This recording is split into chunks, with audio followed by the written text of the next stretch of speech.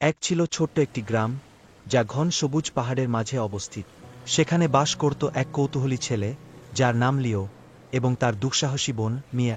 লিও সবসময় প্রশ্ন করত, আর মিয়া সবসময় নতুন কিছু আবিষ্কার করতে চায়।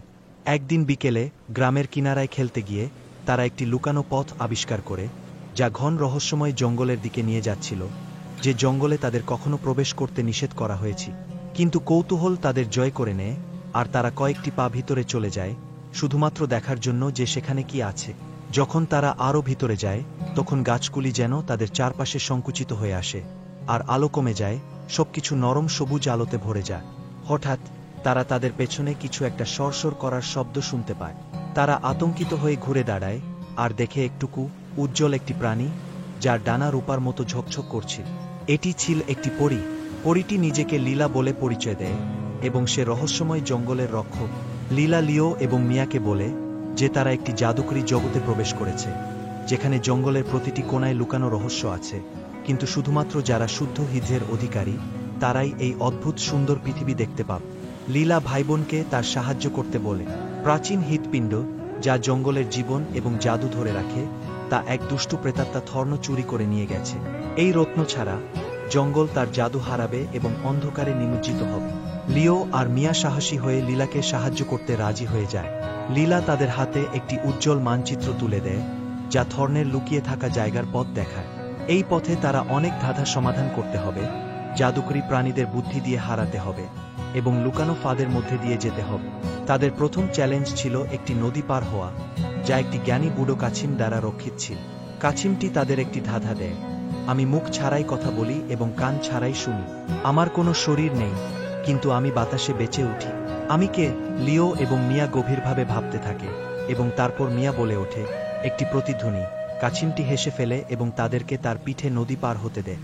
এরপর তারা একটি ঘুমন্ত ফুলের মাঠে পৌঁছে। লীলা তাদের সতর্ক করে দেয় যে এই ফুলগুলি মন্ত্রমুগ্ধ, এবং যারা এগুলো স্পর্শ করবে তারা চিরদিনের জন্য ঘুমিয়ে পড়বে। পার হতে হলে তাদের সেই একমাত্র জাগ্রত ফুলটি খুঁজে বের করতে হবে। লিও তার দাদির কাছ থেকে শিখে থাকা প্রকৃতির গানের কথা মনে করে চোখ বন্ধ করে মনোযোগ দিয়ে শোনে। সে শীঘ্রই একটি মৃদু গুঞ্জন শুনতে পায় এবং একটি ছোট সোনালী ফুলের দিকে ইঙ্গিত করে, যা একটু একটু করে দোল খাচ্ছিল। তারা তা সাবধানে তুলে নেয়, এবং তাদের সামনে পথ খুলে যায়।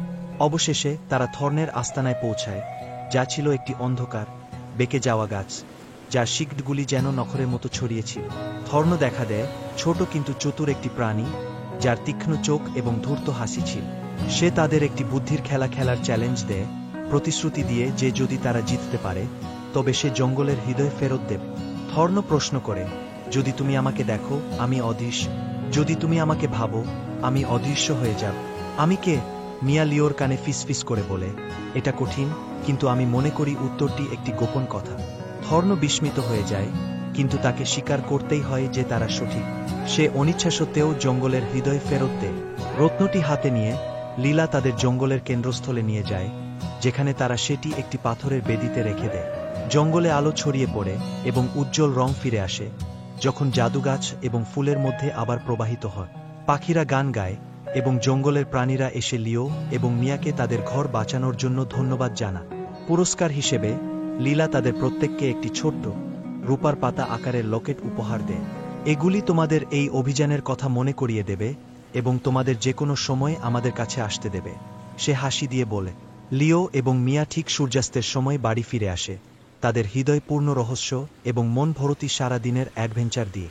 তারা কখনো কাউকে রহস্যময় জঙ্গলের কথা বলে না, কিন্তু মাঝে মাঝে তারা তাদের জাদুকরী বন্ধুদের দেখতে চলে যায়, জেনে যে কিছু কিছু গোপনীয়তা তাদের মধ্যেই সবচেয়ে ভালো থাকে যারা সত্যি জাদুতে বিশ্বাস করে। এভাবে রহস্যময় জঙ্গলটি লুকিয়ে থাকে, কিন্তু লিও এবং মিয়ার কাছে কখনো ভুলে যাওয়া হয় না, যারা আবিষ্কার করেছিল যে কখনো কখনো সেরা অভিযাত্রাগুলি সেগুলি, যা তুমি নিজের হৃদয়ে অনুসরণ করে খুঁজে পা।